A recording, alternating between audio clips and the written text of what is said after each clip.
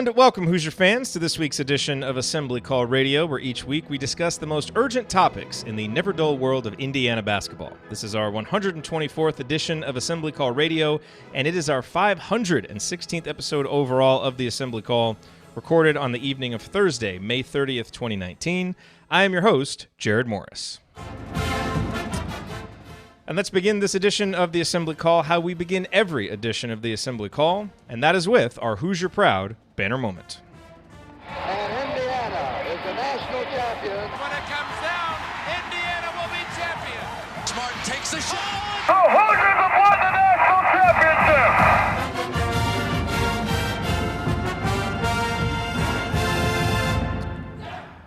This week's banner moment occurred on Wednesday morning when, as expected, Indiana announced that Justin Smith, Devontae Green, and Al Durham would all be returning to school for the upcoming season.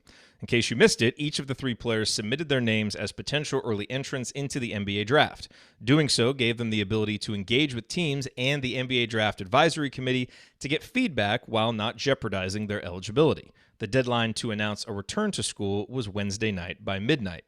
And while Justin, Devontae, and Al all currently have obvious holes in their games that made an immediate jump to the NBA unfeasible, there's no denying that each player has a huge role to play in making Archie Miller's third season at Indiana more successful than his first two. Devontae will be relied upon as a primary scoring option while teaming up with Al and Rob to form one of the best defensive backcourts in the Big Ten. Al will need to be an even more consistent threat from the outside, and he should also have more opportunities to use his ability to drive to the hole with Romeo gone. And Justin may be one of the biggest X factors in the country. If he can more consistently perform like he did last year against, say, Michigan State, he becomes an all-conference level player. But if his shooting and up-and-down nature don't improve as a junior, then an experienced but still flawed Indiana roster won't be able to reach its potential. Underscoring the importance of the trio's return were the announcements by other high-level Big Ten players that they will also be coming back. Ohio State's Caleb Wesson, Iowa's Joe Wieskamp, Penn State's Lamar Stevens, and Maryland's Anthony Cowan all announced that they will be returning to school. All are probable all-conference selections this season. The Big Ten may not be quite as good at the top and in the middle next season as it was this past season, but it still figures to be deep with quality teams that will create a 20-game bloodbath during conference play. The Hoosiers will need all of the experienced able bodies they have available to climb out of the murky middle and get back into the conference's upper echelon. There's no guarantee it will happen with Devontae, Justin, and Al in the fold, but it's certainly a lot more likely than if one or more of them had actually left early. All right, now let me introduce my esteemed co-host for this week's show. To my left, he is a noted Packline skeptic, the president of the Justin Smith fan club, and someone who 99 times out of 100 will choose the NBA over college basketball, except for tonight when he is recording Game 1 of the NBA Finals so that he can join us right now for an off-season discussion about IU basketball. He is Ben Ladner. Ben, what's on your mind tonight other than, say, how Pascal Siakam will be used defensively or how Golden State will try to slow down Kawhi Leonard? Yeah, no, I think you hit just about all of it just there. Yeah, no, I'm excited to be here with y'all. You know, that's the beauty of DVR and, you know, the pause button in this day and age of television technology, as you can catch up on these things. So I'm happy to do several things at once. I'll be on some double duty tonight with writing and various other, video calls, but I'm looking forward to it. Any IU basketball thoughts in the few weeks since the season ended? Obviously, we're going to talk about NBA draft stuff coming up, but anything pressing on your mind about the Hoosiers? I mean, just as far as the, guys coming back to school, I don't think there are any surprises there. I believed about this time last year, Justin Smith might be a guy who hears his name called in this year's draft. I was pretty clearly wrong about that one. But, at some point, maybe it's possible. Devontae Green, I think, is maybe a sneaky NBA prospect next season, like second round kind of guy, kind of like Tony Carr was a couple of years ago, just because he can shoot the ball off the dribble, can score it, play some defense. We'll see with some of those guys. I like Al Durham if he can kind of put all the pieces together, as a potential NBA guy. I don't know that any of them are going to be surefire hits, but, we'll see. That's what this next year is kind of going to be for. And like you said, we'll talk about some of the, maybe more certain guys going to the league in Romeo and Juwan. And to my right, he is a senior writer at The Big Lead, a proud Indiana Journalism School graduate. And he's an out-of-work shot doctor who is, quite frankly, a little offended that he wasn't invited to Huber's Winery to address the assembled fans and media about how Indiana can improve its shooting woes this season. Fred, call me. He is Ryan Phillips. Ryan, what is your rant this week? Just waiting for the phone call, guys. Maybe you need to be more proactive, like send some resumes, a cover letter, I got enough work on my plate right now. I was getting up at 3:15 a.m. to host radio shows the last 2 weeks. I'm kind of overloaded at this point. I guess my only thing from this week was Romeo deciding to stay in the draft. I think that we all expected that, but it officially sort of ended his time at IU. And I think that if you look at it, you have to look at it as a positive for IU, given that he opened the door for other 5-star prospects to consider and jump on what Archie Miller and his staff are selling. If he goes off and has a great career in the NBA, he's going to be a guy who people will look at as a part of Archie's story and his ability to, I guess, develop a top level player. I've heard some rumblings that he's moving up the draft boards a little bit as teams interview him. They're really liking him. Now, I don't know how high he's going to go. I expect him to go in the lottery, but you never really know once the picks start going, especially in that 7 to 17 range. You never know where guys are going to go because a lot of trades start to happen where teams fall in love with their guy and move up, and that just kind of throws everybody's plans out of whack. So I think that we'll see what happens there, but I think if he did fall into the middle of the first round, that might actually be a benefit to him because he might be on a team that he could really make an impact on, as far as maybe being a guy who comes off the bench as a rookie to affect a game, as opposed to a starter who is expected to turn things around immediately for a bad team. So it might actually wind up being a better fit if he goes a little later. Obviously, the money isn't as much, but you look at a guy like OG Anunoby, and last year he fit into a really good situation in Toronto. Obviously, this year up and down, and then injured with that. It's an appendix injury. His appendix burst. Appendix burst. Yeah, we found that out this week. But he had appendix surgery, and that really derailed his development. So we'll see what happens with Romeo. But I mean, I appreciated his time in Bloomington, and I think he's going to be a guy who everybody can look at as a success story under Archie Miller. As far as guys who are looking at going to the next level, they could see a guy in Romeo who did just played his time, developed as a player, and even though he was playing through an injury and moved on and got drafted and was successful in the NBA. Hold those thoughts about his potential draft position, because we're going to talk about that some in our second segment. That's one of the topics coming up tonight. In the rest of this segment, we're going to talk about the comments that Archie Miller made, also that Don Fisher made at Huber's Winery on Wednesday evening. And then, of course, at the end, in our final segment, we will answer your questions.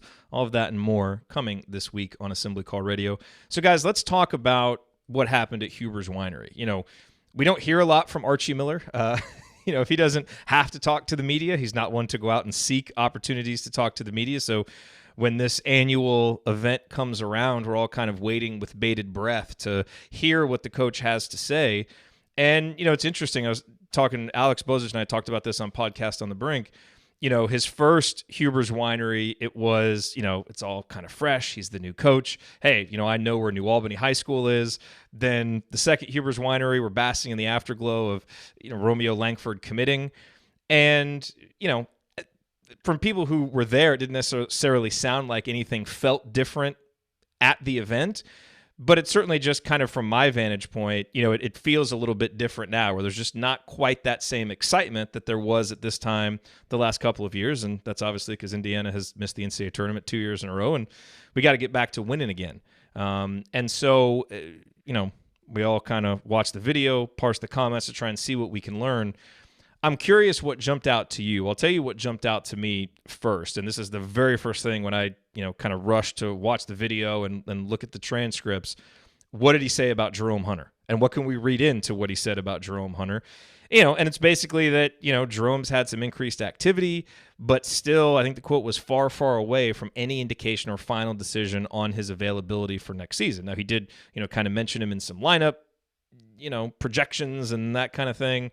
But, Ryan, do you take anything from that? Have you we all want to know when Jerome's going to be back, but it sounds Yeah. like, again, as we've been saying, we're just going to have to wait until closer and closer to the season to get any type of indication. And that's obviously one of the biggest question marks and one of the biggest X factors for this entire season.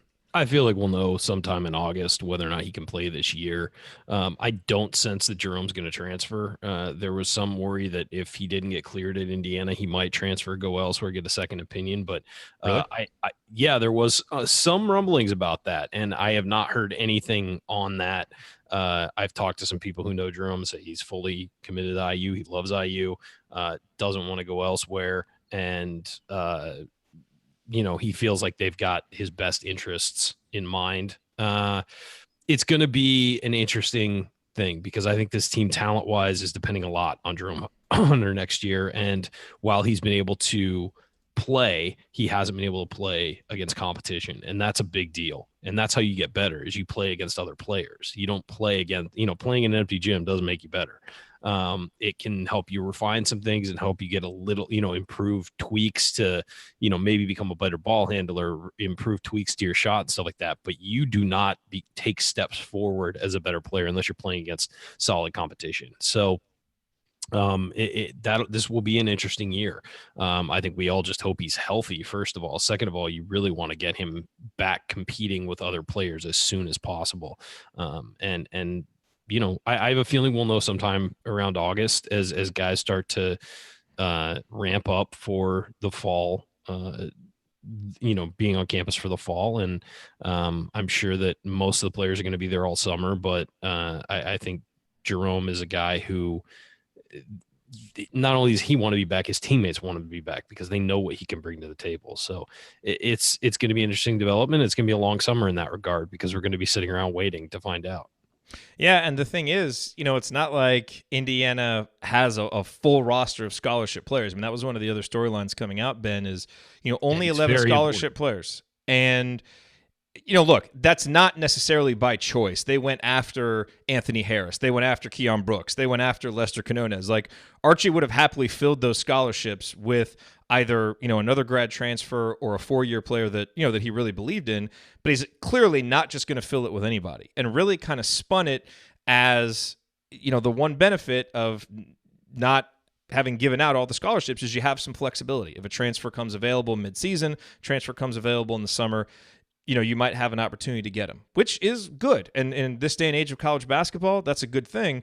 The worry, though, Ben, is especially coming on the heels of a season where 13 scholarship players plus a walk-on starter captain wasn't really enough to get you through the season. Now you're entering this season with potentially 11 scholarship players and one that is a major question mark whether he can even play. So where do you come down on the comfort level of liking the flexibility and liking not just filling the back end of the roster with any old person that you find at an AAU event, which has certainly happened here in the recent past, but also with the worry of, hey, we still have to get through a season and have enough bodies? Yeah, that was the point that I was going to bring up is kind of what stood out to me from that media session is, it's kind of easy to forget about, but you're right. Indiana still does not have that full roster yet. And, it is kind of this balance between it's nice having the flexibility. Things are still kind of open. If you find a really good player on the transfer market or anywhere else, you can bring him in and you can get a really good guy to add to your team. The downside is a lot of the good guys are already gone. And also, if you're bringing him in June, July, I don't know how late, this thing is going to go. At what point do you maybe risk team chemistry? How hard does it become to kind of integrate that guy into the team and get him kind of up to speed with your system and with the team and everything like that? So that's a really tricky balance to strike. And like you said, the depth, like the top end talent, I don't know is going to be there this year. And like you said, last year, having the guys that they did have still wasn't enough. And now they have even less. So it is a little bit of a tricky situation. I think, Archie's right. And he's being honest when he says we're going to keep our options open, but I have to imagine the coaching staff and Archie are at this point kind of wondering, like, where is this guy going to come from? I'm sure they have, the avenues that they're going to go down. They're going to explore every path that they can. But right now it's tough to see exactly where those next two spots are going to come from. And, with the guys they've got right now on the roster, I think at this point, that's kind of what you've got to work with, because anyone that you're going to add, I don't think there's any identifiable clear option that's going to slot into one of those two spots. So I think for fans, for media, when you're evaluating this team, I think it's best to maybe just look at what they have now and say that's what you're working with. Ryan, your thoughts on that? Yeah, I think that, whether this is what they wanted or not, this is what they're doing. So, and where it is, it's going to be 11 players, 11 scholarship players, potentially 10 with the Jerome Hunter situation playing out. And walk-ons. And look, I think the only way they add another player for next season is if there's a 2020 guy who they get to commit and he reclassifies, as Race Thompson did. That's the only way they're going to add to this roster, or unless somebody pops off as a transfer at the last minute. And again, that would probably be a practice body because they probably have to sit out. So it's going to be interesting to see how it plays out with 11 guys and potentially 10. Which means you got to rely on walk-ons. You got to rely on, especially in practice, you got to rely on other guys, and you got to stay healthy. And those are the big things. And again, things that the team struggled with this year. So health is going to be paramount to this team, even if they, do get Jerome Hunter back. I was also interested to see that Don Fisher made some nice comments, kind of admonishing all of the hate that is being directed at the coach. I hope when Don starts doing his weekly radio shows again, that when he does that tour, he makes sure to tell all the hosts of those shows kind of the same thing, make that same point to them. And Archie made some interesting points about, kind of being his own biggest critic and that kind of thing. So, I'm sure the people who were in that audience weren't necessarily the ones who needed to hear that message, but when it comes from Don Fisher, hopefully people take it seriously. But the one other topic that I want to let's face it, everybody hears those comments though in the fan base because it's Indiana. Yeah. They all get disseminated immediately. So yes, so pay attention to to Coach Fisher. Like criticize, but yeah, none of the hate, none of the craziness that we see. The other thing that was talked about, Ben, was Archie really liking the flexibility of the front court with Deron Davis, obviously Joey Brunk now as a graduate transfer, Trace Jackson Davis, who it sounds like Archie thinks can really play the 4 and play with those two guys. There have been some questions: can he shoot it enough? Or are you going to basically be playing with 2 non-shooters if Trace is out there? And then of course you've got Race Thompson, and then Justin Smith. Where we're not really sure, can he shoot enough to play the 3? Is he going to have to play more of the 4? What, as you kind of peer into the future and look at Indiana's front court, which obviously has a lot of talent and ability, how do you see the pieces fitting together and the minutes being allocated? Man, I don't know that I have a clear answer right now. It's going to be really interesting. I think one of the most interesting things to track all season, because I don't think that they do have enough shooting, I don't think any of those guys you're talking about as playing the 4 or 5 or anywhere in that front court are going to be guys who space the floor. And if they are, it's not going to be someone who commands the defense's respect, even if they can step out and hit an open 3. So, you're basically dealing with kind of a cramped floor, but they did that last year and it worked okay because they had guys like Juwan, Deron, who were really skilled. And I think with Trace, you're getting a guy who, I don't think he's as skilled as Juwan. I don't think he'll maybe ever be as skilled as Juwan Morgan was, who was one of the most skilled low post players I've ever seen. I don't think he's ever going to be that level of guy, but I do think that there is enough combined passing, IQ, just intelligence and feel in that front court, especially with Trace Jackson Davis and Deron Davis, that you can kind of work through some of those issues you might have with a lack of spacing, because those guys are going to be able to, work within tight spaces better than someone who's a little less skilled, little less savvy might be able to. Justin Smith and Race Thompson is going to be a really interesting positional battle, I think, because I would guess that Justin will probably have the edge to start at the 4 coming out of, the preseason and going into the start of the year. But I don't think that he has that spot locked down by any means. And it could be Trace Jackson Davis slotting in there and starting at the 4 by midseason. It could be Race Thompson, taking up a lot of those backup and maybe even starting power forward or center minutes, because I really liked what I saw from him last season. And I think he's a really good defensive guy that you'd like to have out there. A little bit different brand of defense than Justin Smith offers. So maybe it's going to be one of those things where you judge it by opponent and it's, maybe 5 minutes for Justin on one night and 25 the next night, depending on how guys are going and what teams you're playing against. So that's going to be a really interesting thing for them to sort out, because I think the backcourt's actually going to work out pretty nicely. I think, in this age, you can play 3 guards basically and get away with it. against most opponents. So I don't think that'll be too much of an issue, and that'll allow them to get some more shooting on the floor by playing 3-guard lineups. In the front court, I think they're going to have a little bit more difficulty sorting things out because I don't know that any of those guys, Justin Smith, Race Thompson, even Jerome Hunter, if he plays, I don't know that any of them are going to be, perimeter-oriented 3-men right away next season. Yeah, I think that it's going to be one of those things that sorts itself out. It's going to be who's playing harder, who's playing better, and most importantly, who's playing best on the defensive end. We've seen that with Archie Miller. That's going to be who plays defense. And then if they're all playing defense, who can contribute the most on the offensive end? I think they'll all obviously get significant minutes because they kind of all have to.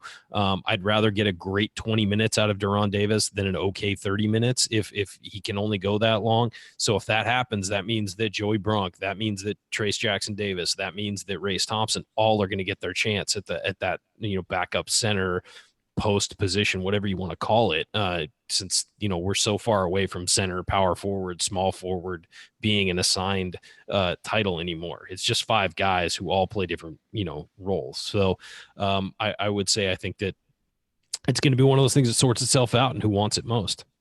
Yep.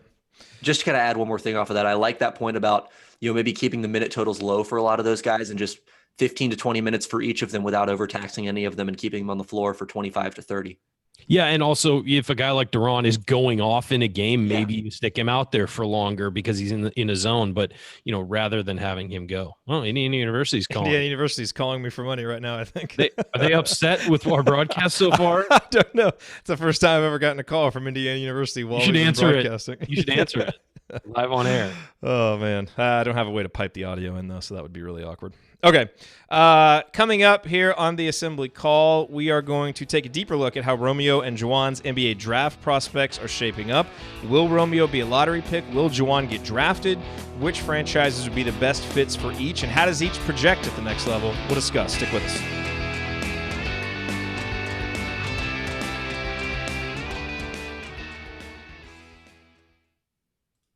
All right. That may be a record for longest segment ever. 22 minutes and...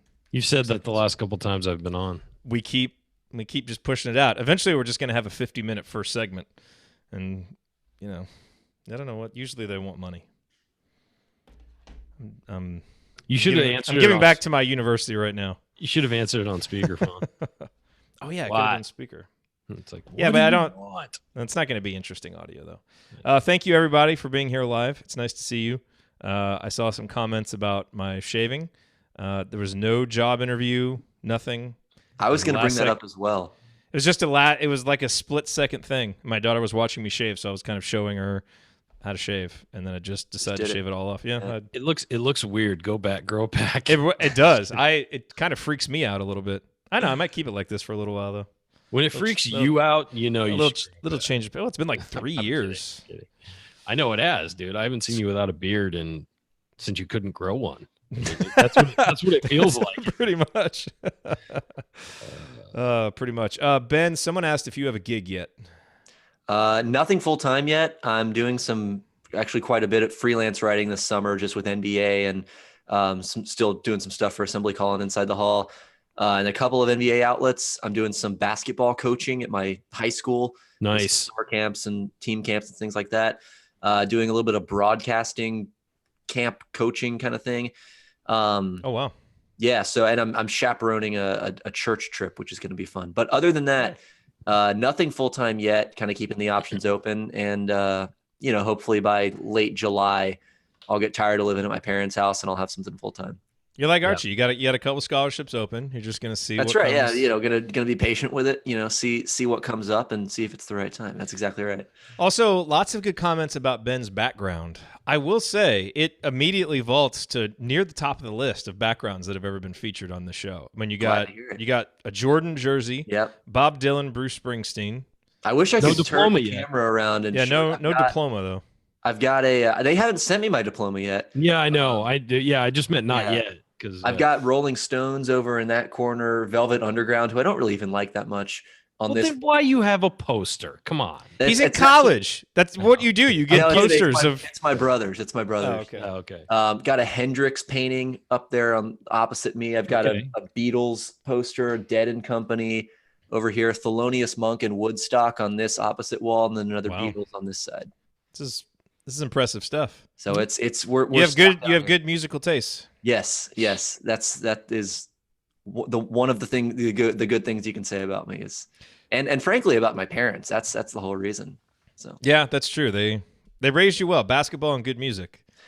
And they sent you to IU. So I mean, they pretty much set you up for your future. It's on you now. They did their job. I got a rock history certificate from IU, so I'm hoping they send me a piece of paper with that, and I'll frame that instead of the actual diploma. You should do both. That's my plan. Well, if I can only frame one, I would frame the rock history certificate. Yeah, but your parents, paid a lot for that diploma. You should probably display it. Roll it up, put it in a drawer or something. Yeah. All right. So let's get into segment. You notice two that here. my parents paid for the most expensive frame because they truly were so happy that I had finally finished college. Yeah.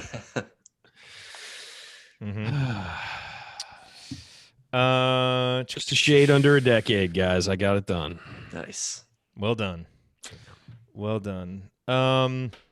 Okay, so we touched on a little bit of this, but I've got a few.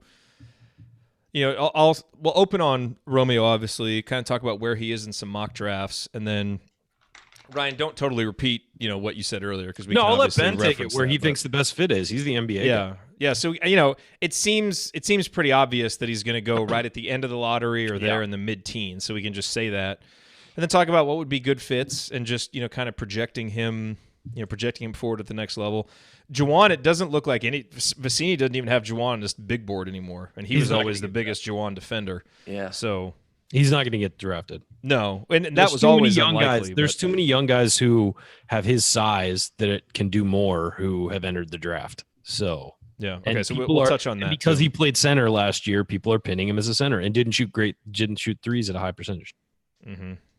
Thank you.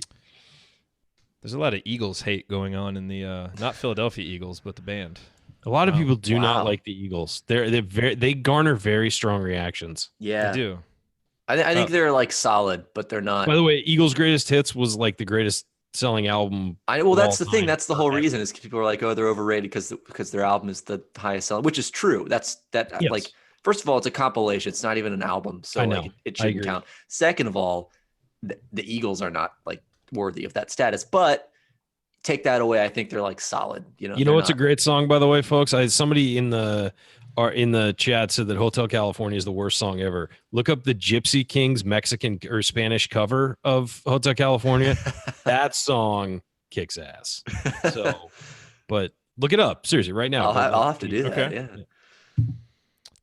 Nice comment from Bear's Mouth. I was interested in Trace Jackson Davis's take on Hoosier hysterics about why newer guys weren't interested in Crean and how they were higher on Archie for the future. I think those two open spots can be filled big time guys next year. Yeah, we'll see. We'll see how the class unfolds for next year. It's an interesting class. It's not like this one where there were like 15 really good players in this year's class, and then it was a drop off where it's basically everybody's a 4-star. After that, next year's class, I don't see I see like 3 or 4 high end guys. And then the rest of the class, it's going to be similar guys all the way down. It's going to depend on school's preference, I think. 2020 is not as good a class upper end talent wise. I mean, obviously, not in the state for sure. And we know that 2018 was a historically loaded class, and it's led to this draft, which is 3 elite guys at the top, but also has a lot of freshman guys who are going to be in the first round. So, All right, let's hop into segment 2. We got an NBA Finals game to watch here. Here we go.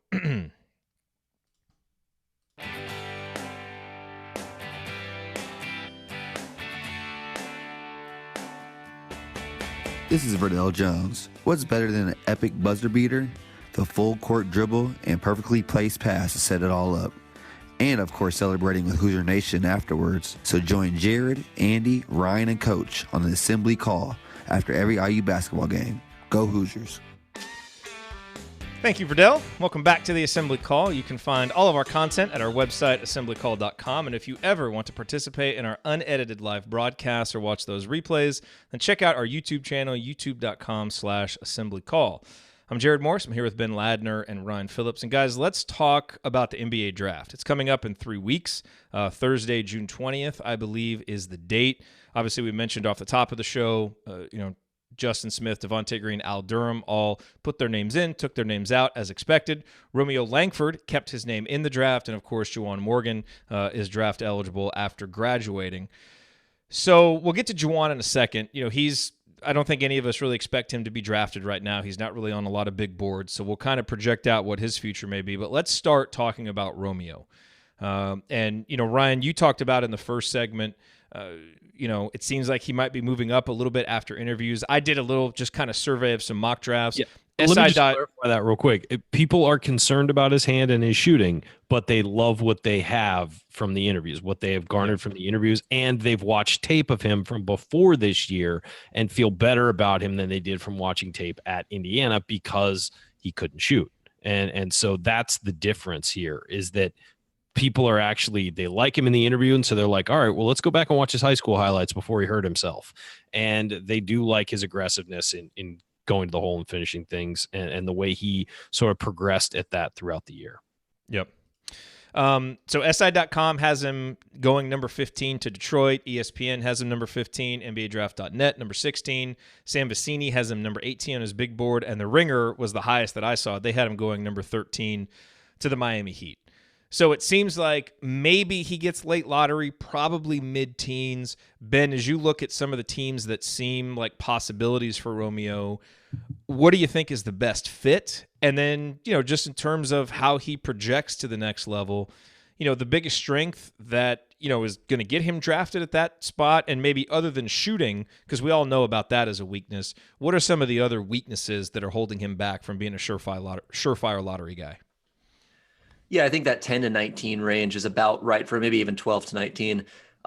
Charlotte at 12, I actually like. They've drafted a lot of guards the last couple of years, but if they lose Kemba Walker and they need to, kind of fill that backcourt in those minutes, maybe he's a guy that could step in and do that. Can't draft enough Big Ten players if you're That's Charlotte, right. That's right. Right. The Heat at 13, obviously their culture of work and kind of the grind down there is famous. And Eric Spoelstra, I think, is one of the best coaches in the NBA. So, maybe you get him in that kind of system, and he kind of gets to, like Ryan said, he gets to come into a team that's not going to be a contender, but is going to be competing for a playoff spot. And he's not going to come in expected to be the guy and the guy who's going to turn things around immediately or get the bulk of the usage right away. So I really think any of those teams in that range, you touched on a lot of them. The Pacers are sitting there at 18, would obviously be a nice story to see him kind of stay in state.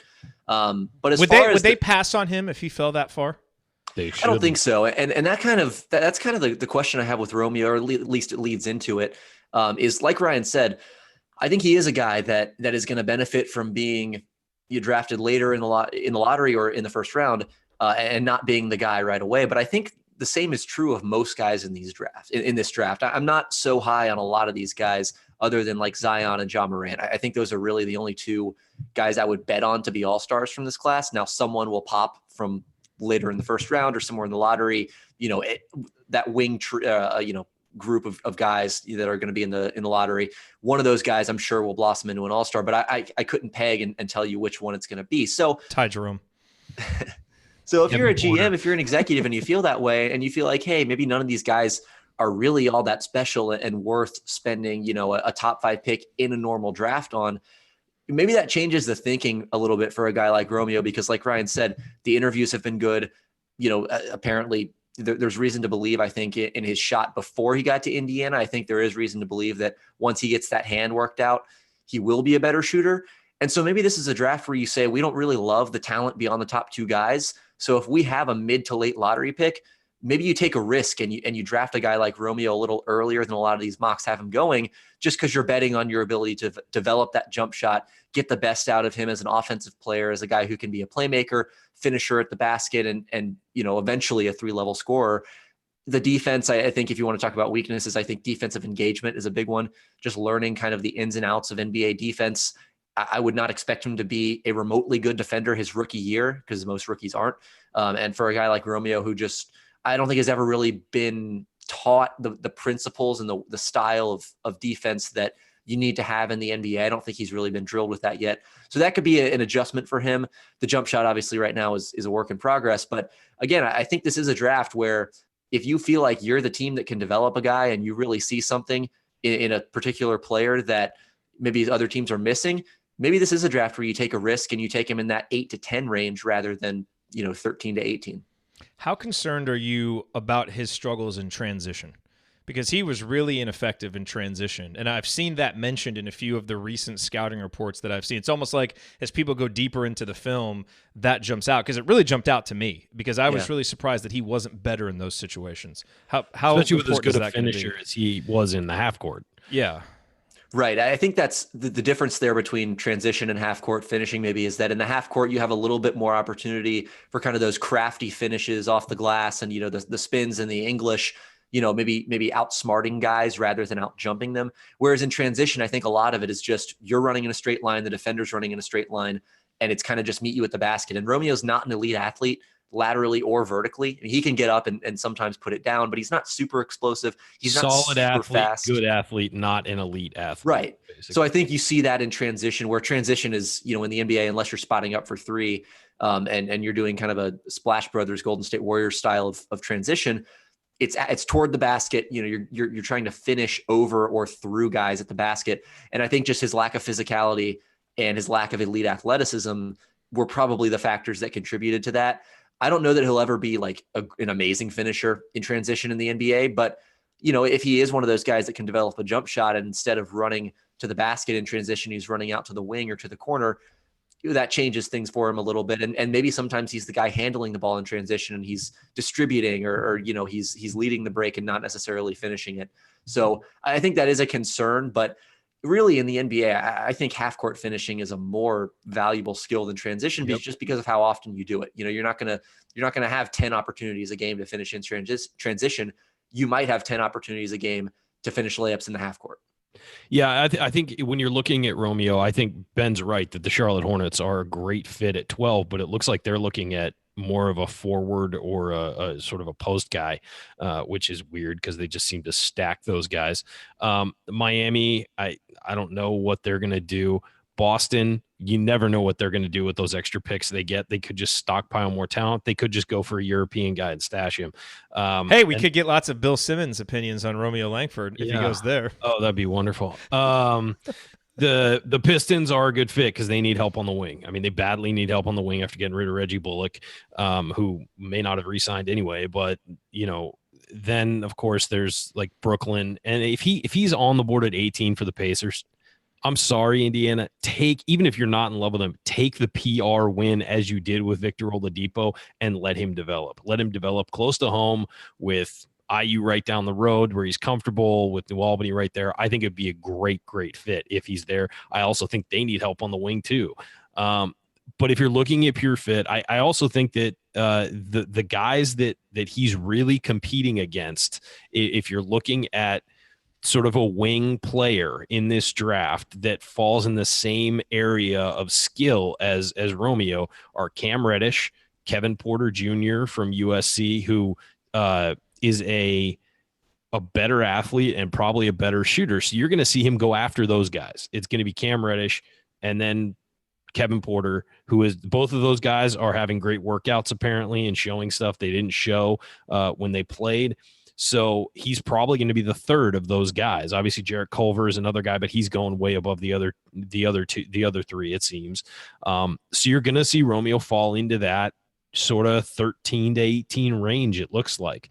And you know what? He's a guy who came to IU and maybe sacrificed some of his draft stock by playing injured. He could have sat out. He could have done what Darius Garland did. And Darius Garland had a meniscus injury and just said, as soon as it got hurt, he said, I mean, they probably could have come back that year, but last year, but he just said, no, I'm shutting it down. I'm going into the NBA draft, which Darius Garland is projected to go in the top 5. So, Romeo fought through it. And I think that showed a lot of toughness. And I think there's a team out there somewhere who will like that and like that he battled and like that he risked his own, he sacrificed some of his own potential, status or in the draft to make a team better. So we'll see. We won't know till draft time. I'm sure we'll get more of an idea as it approaches, but man, if he's on the board at 18 and you're the Pacers, you got to take him. You just have to. That would be so perfect. He and Victor on the wing together, then go out and trade for Cody Zeller. Man, bring them on. Bring Yogi. Come on, do it. So let's talk real quick about Juwan. Again, none of us expect him to get drafted. Ben, he seems like a pretty obvious, like, summer league, get a contract type guy, right? Sure. Like, do you think that he's a guy who will be in the G League next year, or do you think that he'll need to go over and start his career overseas? I think he'll be in the G League, or I think he's at least good enough to be in the G League. He's a guy that needs to rework his game for sure. You know, he's not going to be able to eat up 15, 20 post touches a game at the pro level. It's just not really the way the game's played. There are a lot of guys who are better at that than he is. And really in the NBA, if you're going to be one of those guys, you got to be elite. You got to be Karl Towns, Nikola Jokic, Joel Embiid, and Juwan Morgan is not those guys. They're better and bigger. That's the other thing. It's just not going to be his game. It can't be. So he's a guy that needs to, obviously the jumper is the big thing for him. It always has been. I do think he has a little bit more versatility than he showed this past season at IU, just because he was kind of confined to the low post for most of the year and wasn't really asked to guard in space. He wasn't really asked to space the floor all that much. I think those are things that he can do in time. It just might take him a little bit to get there. He seems like one of those guys who's going to turn up in, you know, on a contending team 2 years from now. And, you know, it's like, where did this guy come from? And they plucked him out of the G League and signed him to a 2-way contract. And he ends up being really good. I could also see him, you know, being kind of a fringe guy on a mediocre team. It really, the range of outcomes for a guy like him who isn't probably going to get drafted, it's just so wide. And I think a smart team will pick him up because he's a smart player. And I think he's a skilled player, but he does need to work on those things that I mentioned: guarding in space, shooting the three. I think his playmaking is going to be fine at the next level. He's a guy that can, you know, make plays out of the short roll, make smart passes in space, you know, read the defense a little bit better than a lot of rookies will be able to. But really, like I said, it just comes down to that jump shot. And it sounds like, you know, everyone sounds like a broken record saying that, but that really is kind of the swing skill for him. And for him, it's a really big swing that could occur. For both he and Romeo. I mean, yeah, and I could see Juwan maybe going over and playing in Europe for a year or something. If he doesn't like any of his options in the G League, I expect him to be on a summer league roster. I expect him to get offers for the G League. But he's the kind of guy with that level of skill and all that who winds up in like 3 years. He's like on the bench for the Spurs and comes up huge. Playoff game out of nowhere. I think that's a great fit for him. He seems like he'd be a great Spurs player. Yeah, like, no, he seems really like does. The perfect fit. I always said I thought Yogi would have been great for the Spurs, but they already had their guy like that in Patty Mills. So, yeah. But I always thought that would be a phenomenal fit. But I don't know. I think that I think that he's not going to get drafted. I don't think, and I think that he's going to wind up on a roster in the NBA at some point. Last draft question, just kind of for fun, Ben. Who is your NBA draft sleeper that's going to be kind of a low pick, but that you really like, you would put some money on right now, being maybe not an all-star, but a really solid contributor? You really want to say no. At this point, I feel like Ty Jerome might not even be a sleeper anymore. You know, he's being talked about maybe as a pretty high pick. You know, I haven't done all my my draft research quite yet, so I don't think there's any guy that jumps to mind. You know, I'm always a big fan of those guys that can come in and defend multiple positions right away. I liked Melvin Frazier a lot last year. I think, you know, he didn't really get a ton of opportunity in Orlando, and he's going to be kind of a multi-year project, but I still kind of like him as a prospect, just his ability to guard. Those types of guys are generally who I gravitate toward. I do like Ty Jerome a lot, so I guess there you go. There's the answer you were looking for. Yeah. But yeah, aside from that, I don't know that there's a single kind of sleeper guy that I would look for. Maybe, you know, being a UNC fan, I might look to a guy like Cam Johnson, just someone who can come in, shoot the ball, has good size at 6'9", decent passer. You know, not the greatest defender, but can maybe be passable and guard a couple different positions on that end of the floor. And again, you know, just a big guy who can shoot is super valuable in today's NBA. And I think there are a lot of teams that he could come right in on late first round, early second round, and be a pretty solid kind of rotation shooter off the bat. Yeah, Johnson is a guy who would be much higher on draft boards if he wasn't already 23. Right. I think. I like Eric Paschall as an early second round pick for somebody. He's a veteran, been through the wars, knows what he's doing, and, you know, has the brain basically to be a good NBA player. I do like Cam Johnson. I like Grant Williams a little bit, even though I don't know how he's going to fit in the NBA because he's undersized. And I also like Lugens Dort out of Arizona State. He's a high volume scorer with a lot of athleticism. I think he'd fit really well on like the Trailblazers or a team like that really knows how to use its guards. I think he'd develop really well there. But Cam Johnson's a great answer because I think he's a guy who could get way better in the NBA. I think he could actually be a better NBA player than he was a college player because of how much shooting is valued. Yeah. Okay, coming up in our third segment, as we always do, we are going to answer your questions. We got a lot of good ones, so we saved a couple extra minutes for that segment. We got one from Kent, really good, about some different styles that Indiana could play, so really interested to get Ben and Ryan's thoughts on that. And then one from Ivan Rinko asking us to reminisce a bit. So we'll do that coming up on the Assembly Call.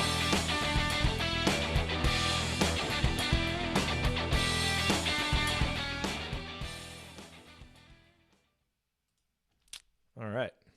Daniel Gafford could be a good second rounder, I think, too. Admiral Schofield, that's a fun bench guy for the future because he can dunk like crazy. Yeah, I think Carson Edwards is going to have a good NBA career. I agree. I was going to say with Grant Williams, I don't know how much of I genuinely don't know how much of a sleeper he is, but I would feel comfortable taking him with a mid to late first round pick. Like I think he's just one of those guys who figures it out. Yeah, he's a good passer, really smart, versatile defender. I think he's going to be a good player. I just don't know. Like I literally have no idea what his draft stock looks like at this point. Well, and what's his position? Like, yeah. I mean, and I know the 4. Yeah, I would think so if too. He can shoot it a little bit. He's 6'7", so it's kind of he's basically a less athletic Kawhi type, basically, right. With more of a passing game than a scoring game. Daniel Gafford is a guy who could wind up being really, really good, and he's going to be a second rounder. I mean. Wow, he's going to be a second rounder with that much size and skill. Yeah, last year he was like projected to be a lottery pick. 30s and 40s. Back. Yeah. He didn't have a great year. He was okay, but he didn't have a great year. But yeah, he's super talented. Like people are projecting Bruno Fernando to go before him, and I just can't imagine that. Like, well, Bruno Fernando got a lot better though. He did. But that's the thing, is that like how much of that is he got better and hit his ceiling, or is it Gafford who has so much potential? You know, I guess are you a playoff team who needs a guy to contribute right away? Okay, Bruno Fernando. Are you a team that can afford to have a guy maybe not be at his best next year? Yeah. I like Ty Jerome too. I think Ty Jerome, he's going to go to the Warriors and piss us all off. That would be kind of incredible. Just bring Ty Jerome in to back up Steph Curry. Perfect fit. Bombs, deep threes, even on second units. Perfect fit. That would be awesome. Kyle Guy's not going to get drafted. Did he stay in the draft? Yeah. I think so. Yeah, I thought so too. Yeah. Bummer. You think he'll get drafted? No, he's not going to get drafted. I don't think so. Unless somebody just falls in love with him. I really don't think so. He doesn't have a good NBA body. He's real skinny. And it's not like Steph's skinny where he can use it to get free. Steph had so much quickness that he could use it to his advantage. Steph's also pretty strong at this point too. Now he is. I mean, yeah. When he entered the league, right? Like he was that skinny and not particularly strong, and he did struggle for a bit when he came in the league too, and he got injured and taken advantage of and bumped around off screens and stuff. Another guy I like is Tremont Waters. If you're out there looking, but he's going to be a second rounder, and he's the kind of guy who could be a really high ceiling guy because he makes big shots, but could also just completely tank and be out of the NBA in 2 years. So it'll be interesting to see how that goes. Yep. All right, let's do segment 3. We'll hit these first 2 questions, and we'll see if we have time for other ones. This first one's good, so I'll be interested to get your guys' thoughts on it. From our buddy Kent. Okay, here we go. We've got about 10 minutes and 40 seconds, so I'll have the countdown, and then we're out of here. I gotta go. So Ben, if you're talking and you hear this, that's it, we're done, no more questions. That means we got to get out, so I'll just play it over you if you're talking and we hit the hard out. All right, here we go.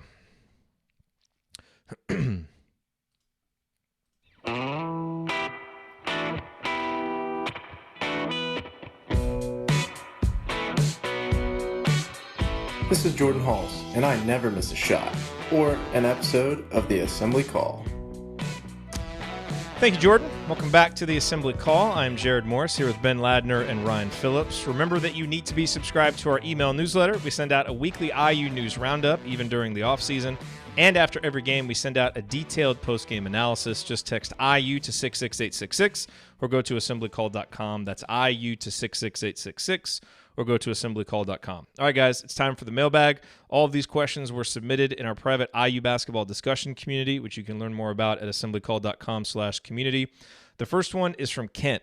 He said, I've seen some discussions lately about IU playing with two bigs together and, quote, tackle basketball in the Big Ten and Big Ten stuck in the 1990s, etc. So he's wondering what different styles of offense and defense will provide success winning championships in today's game.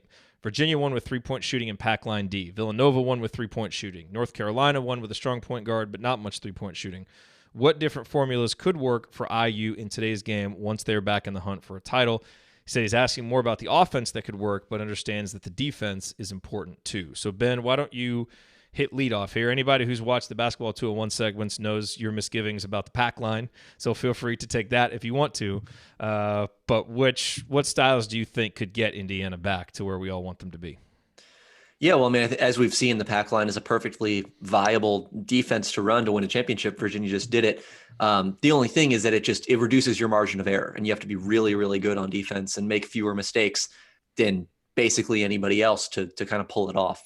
So it's possible, obviously.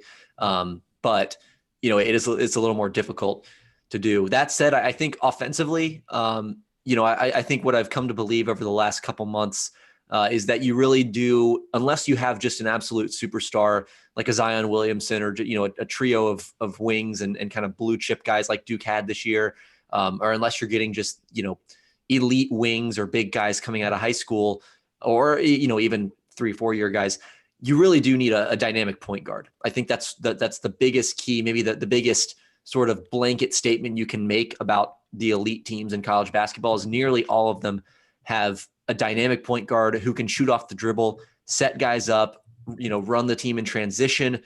Not all of them are great defenders, but many of them are. Many of them are kind of good point of attack guys who can steer the opposing offense in the direction that team wants it to go. So I think that's kind of the biggest key. And that's why I look at a lot of guys like Rob Finney, Al Durham, Devontae Green for Indiana as the biggest keys next season, because if one of those guys pops and becomes, a really dynamic guy in that backcourt, that can make a world of difference for Indiana. I think floor spacing is another big thing. Just as the game continues to evolve, you need more and more of that. I don't think you can ever have too much floor spacing.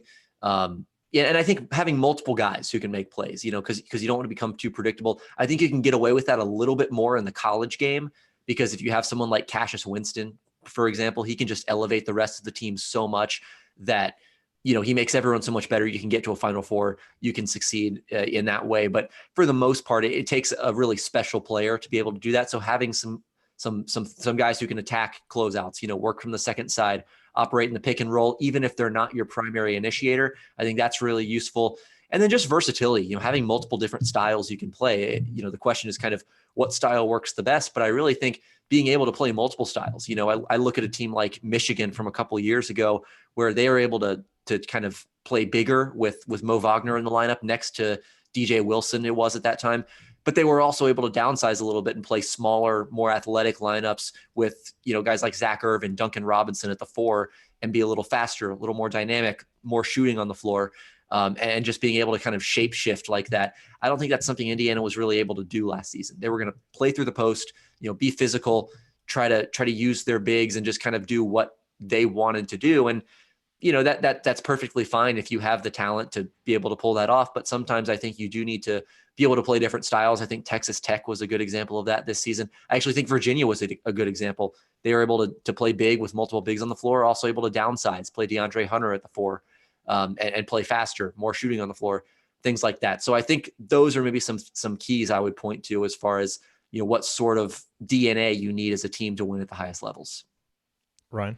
I think if you're going to give a basic answer these days, it's you need to be able to shoot the basketball because you erase a lot of errors when you can shoot the basketball. You erase a lot of if you have a bad possession, but somebody gets open and can wing it from three and nail it. It can make up for a really bad possession. I think that you play less one-on-one basketball when you can shoot as well because everybody can contribute. It felt like a lot of times over the last couple of years, Indiana would play one-on-one basketball, and it'd be one guy when the shot clock got down to 10 driving on his man and everybody shading over. And if he couldn't pass it to somebody else or finish in traffic, that was the offense. It was over. I think that also it allows for lapses on defense. And in the college game, you're going to get lapses on defense. These are college kids. They're not professionals.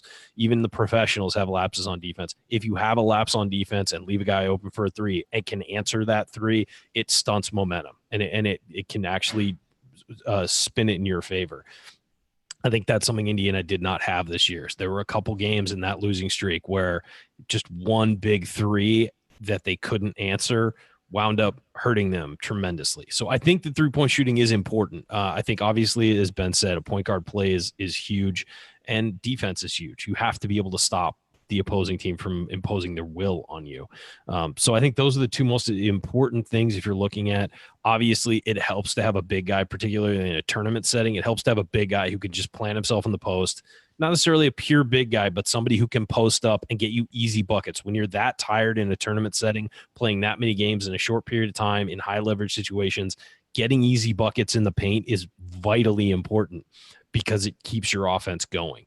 And most championship teams have that balance, have a shooter, at least one, pure shooter and somebody who can get inside and get them easy buckets. All right. Good answers, fellas. This question from Ivan Renko. We always love getting questions from Ivan Renko. Ben, do you know who Ivan Renko is? Just curious. The name actually rings a bell. I'm sure I've seen him come up on Twitter at some point or another, but I don't know exactly who he is. You need to go research the legend of Ivan Renko. Okay. And I will send you some links, but you need to know. Sounds good. Yeah, you need to know about Ivan Renko. Yeah, you do. It's a great story. Now that you're an alum, we can allow you into the Yeah, exactly. So Ivan says, it would be interesting for you guys to reminisce a bit just for fun. What has been your all-time favorite IU basketball game in which you were in attendance at Assembly Hall? Mine is the 2011 Kentucky game for obvious reasons, and the 2013 Michigan game would probably be second. Both amazing games. Curious to hear your favorite game. You guys have heard me talk about being there for the IU Northwestern game in '93 when Calvert broke the record. That maybe not the best game because Indiana blew them out, but it was certainly the best memory and just tons and tons of games from that era for me. I won't go down all of them. Ryan, we know the Duke game. Marco That's Killing's not my favorite. dunk. That's the best atmosphere I've ever been a part of. Okay, so what was your favorite? And then we'll get Ben's. That's the best moment, too. I actually think it's this year's Michigan State game that we went to. Wow. Yeah, I thought that was a great game, and that was fun. A great game. And the crowd was super into it. It was, I think it was this year's Michigan State win with Rob defending Cassius Winston. And everybody I had never been in attendance for a court storming before either. And that was a court storming. So that is my new favorite. Previous favorite, for a previous favorite, it would have had to have been a win. So it would have taken. You didn't get to, and you weren't exactly there for the greatest era of games either. No, I wasn't. I was no, God, no.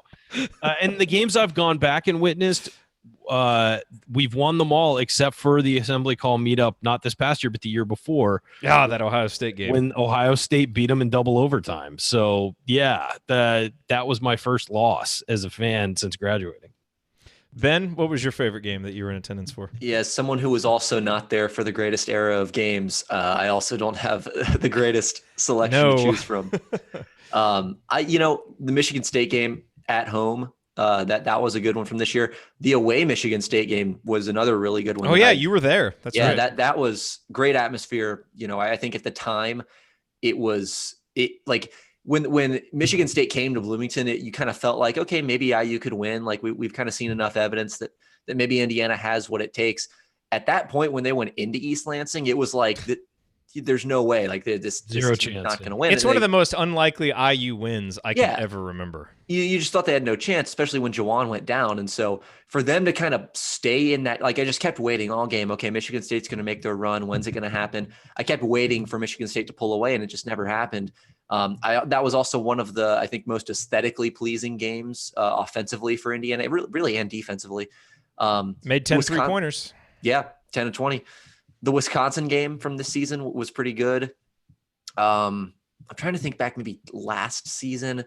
The Maryland game. I think mostly this year we're kind of the cream of the crop. Wisconsin and the 2 Michigan State games I would put up there. Maybe I think if I had to give one answer, it would be the game in East Lansing from this past season. Okay, so real quick, 15 seconds, Ryan. This is from Robert. The only clue Archie has suggested on the free throw problem is repetitions. That only helps if the mechanics are correct. Who's in charge of mechanics? I'm assuming that's Ed Schilling, but what would you do with the free throw shooting? Hire me. No, and 10 seconds. I think for the most part, the mechanics aren't terrible. It is repetition, and it's not getting dragged into, your head and just shooting them with a repetition. You look at Steph Curry, he never. That's it. We're done. No more questions. All right. That'll do it for us on this week's episode of the Assembly Call. If you want to see us do the show live, join us at assemblycall.com on Thursday nights for the live broadcast of our Assembly Call radio recording. And you can always subscribe to our podcast by searching for Assembly Call wherever you listen to podcasts. And don't forget to go to assemblycall.com or text IU to 66866 to join our free email newsletter. Thank you for listening. We'll talk to you again next Thursday night. Until then. Take it from me, Freddie Mac Swain Jr. Keep your elbows in, your eyes on the rim, and man, go up and dunk the ball. Go Hoosiers. Thank everybody for coming out. We're out of here. I got to go. What? Okay. Is my mic still on? That was weird. I got a weird. That's strange. I got a weird error message. It is. Sorry. Finish, Ryan. I had to cut you. We were like 10 seconds over. Oh no! it was the same thing. It's just the repetitions and not thinking about it. I mean, you watch Steph Curry take a free throw. He's barely even looking at the rim. Like he's like sucking on his mouth guard. Yeah. Yeah, he has the most casual free throw I think I've ever seen. Yeah. And he makes every single one of them. It's that floppy arm. It is a lot about repetition. I mean, he's right, and it's also, so free throws are different than your jump shot. Like a lot of guys, if you actually examine their jump shots, their free throw form is different. And so free throws, because you're standing still, is a lot about comfort. It's really about what feels comfortable to you. You'll see guys move their bodies sideways. You'll see them take a step off the free throw line, like whatever it is that makes you comfortable. The key is to have a solid release and not push it. A lot of guys will release and then kind of bring their hand back, which is terrible, because the problem is you get used to doing that, and then you're pulling your hand back while the ball's still on your fingertips. The key is to have it roll off your fingertips and get backspin. And the release and the rotation are nice. You'll make your free throw. It doesn't matter how you shoot it. If the release and the rotation work, you'll make it. Also, you hear people say bend your knees. It's not about the shot bending your knees. It's about the rhythm of the shot, because some guys stretch out and then shoot, as opposed to going through a motion and releasing it at the right time. So, like Patrick Ewing, who almost used to fall over at the top of his free throw before releasing it. Yes, that's exactly right. And Shaq used to do the same thing too, as he would get up and stop. He'd say, well, I bent my knees. Well, no, the point of bending your knees isn't that you bend your knees. It's about the flow of the shot. So it's heading up as you're heading up and you're releasing at the right point. So really those are the important things on a free throw. But really it's as far as form goes and things like that, I mean, it's whatever you're comfortable with, whatever you're not going to be thinking about, like, oh, okay, I've got to adjust my body this way and do this. And, it can't be as mechanical. It's got to just feel comfortable. And then once you're in your stance, or once you're in however you're going to set up, it's just about that release and the rotation you get on the shot. Ryan, you and I have to get in a gym sometime and shoot. Someday. Yeah. I've heard you can shoot it. Not as well as I used to be able to. I told these guys in Bloomington, we were talking about doing like playing horses. I mean, I haven't picked up a basketball to shoot around in about 6 years. Oh my God. Because it's been a while for me too. I got so frustrated that I was missing shots, because obviously I'm not as in shape as I used to be, and I have bad knees and a bad ankle, and it was so frustrating that I said, I'm just going to find other ways to work out, because this is like, fair enough. in my mind, I should be shooting like I was when I was 18. You know, I was lethal from the baseline jumper. That was had my a lethal spot. jumper. Lethal. All right, I was a out. defense first guy. I got to catch up on this game. Yeah, go catch up on the game. Thanks for being here, Ben. But, Great job, Ben. Yeah, thanks for having me on. This was fun. Yeah, we'll do some more this offseason. Yeah, hopefully. Rotate around. Ryan, Sounds thanks good. for being here, and Thanks, we'll see everybody next week. Later. See you.